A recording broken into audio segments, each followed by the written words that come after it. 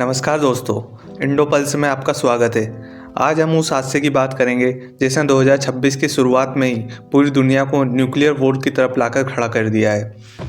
आज 7 जनवरी 2026 को US navy और कोस्ट गार्ड ने वो कर दिया जो पिछले 80 सालों में कोई नहीं कर पाया था और किसी की करने की हिम्मत नहीं हुई थी। उन्होंने एक active Russian flagged oil tanker जिसका नाम मरीनरा को नॉर्थ अटलांटिक के बीचों बीच आइसलैंड के करीब सीज कर लिया है। दोस्तों, यह कोई आम बात नहीं है। ये इंटरनेशनल पॉलिटिक्स को वो रेड बटन है जिसे दबाने से पहले लोग 100 बार सोचते हैं। सबसे पहले क्रोनोलॉजी समझिए।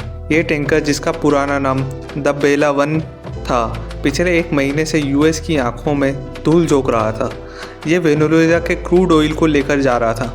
दिसंबर में यूएस कोस्ट गार्ड ने इसे कैरेबियन सी में रोकने की कोशिश की थी, तो इसके कैप्टन ने रुकने को मना कर दिया और शिप को सीधा नॉर्थ अटलांटिक की तरफ भगा ले गया। अब ट्यूज देखिए, भागते भागते इस शिप ने बीच में समुद्र में अपनी आइडेंटिटी ही बदल ली। गियाना की झंडा उतारकर रशिया का झंडा लगा दिया और उस पर नया नाम मरीनरा पेंट करा दिया और रशिया ने इसको रातों रात अपनी ऑफिशियल रजिस्ट्री में शामिल कर लिया। उन्हें लगा कि रशियन का टैग देखकर यूएस डर जाएगा, लेकिन उन्हें नहीं पता था कि वॉशिंगटन में इस वक्त ट्रंप 2.0 की एडमिनिस्ट्रेशन बैठी हुई है, जो अमेरिका फर्स्ट का नाम का रट्टा लगाकर बैठी हुई है। आज सुबह ये शिप जब आइसलैंड और यूके के बीच वाले ठंडे इलाके में था, यूएस यूरोपियन कमांड ने ऑपरेशन शुरू किया। USGC मुनरो, एक लीजेंड क्लास कटर, ने इसे घेरा। ऊपर से यूएस ऑफिशियल स्पेशल फोर्स के हेलीकॉप्टर ने इसे डिसेंट किया। सबसे खतरनाक बात पता है क्या है? इस शिप के थोड़ा ही पीछे एक Russian Yashin M class submarine और एक डिस्ट्रॉयर चल रहा था। सोचिए, एक तरफ यूएस के कमांडर शिप पर उतर रहे थे और नीचे पानी में रशिया की परमाणु सबमरीन उन्हें टारगेट कर रही है। यह सीन देखकर तो जेम्स बॉन्ड भी अपनी नौकरी छोड़ दे।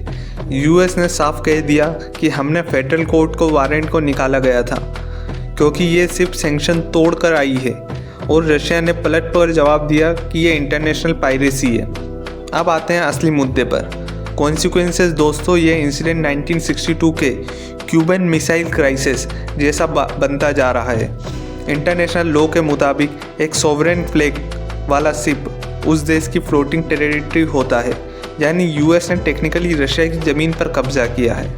अगर पुतिन ने बदले में किसी यूएस मर्चेंट शिप को बैटलिक शिप में या ब्लैक सी में सीज कर लिया तो नेटो का आर्टिकल 5 ट्रिगर हो सकता है। आर्टिकल 5 मतलब एक हमला तो सब पर हमला।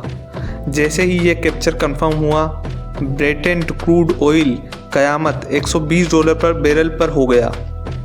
अगर ये सिचुएशन टोटल ब्लॉकेट में बदल गई तो दुनिया भर में इन्फ्लेशन का तांडव दिखेगा, तो लोग पेट्रोल की जगह शायद गंगा जल से गाड़ी चलाने की कोशिश करेंगे।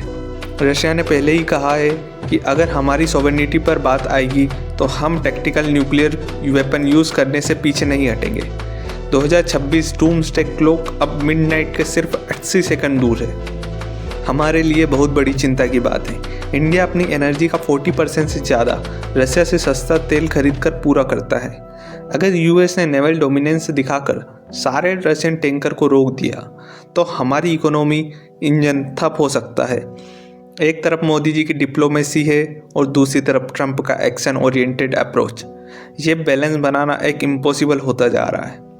दोस्तों, ये जियोपॉलिटिक्स अब रूल बेस्ड ऑर्डर से निकलकर माइट इज़ राइट, यानी जिस लाठी उसी की भैंस पर आ गया है। यूएस दिखाना चाहता है कि समुंदर का बादशाह वही है और रशिया एक दिखाना चाहता है कि वो अब दबने वाला नहीं है। लेकिन इस ईगो की लड़ाई में पिसने वाली है आम जनता। मुझे तो डर लग रहा है कि अगली बार हम स्क्रीन पर इंडो पल्स की जगह सर्वाइवल टिप्स की न्यूक्लियर विंटर ना डिस्कस कर रहे हो। जोक असाइड, सिचुएशन बहुत क्रिटिकल है। रशिया के अगले मुंह पर पूरी दुनिया की सांसें अटकी हुई है। आपका क्या मानना है? क्या यूएस रशियन फ्लैग को हाथ लगाकर बहुत बड़ी गलती की है? क्या पुतिन बदले में यूरोप की गैस स्लाइड बंद कर देगा? कमेंट में अपने ज़रूर बताएं। सो पढ़ते रहिए, लिखते रहिए। धन्यवाद। जय हिंद, जय भारत।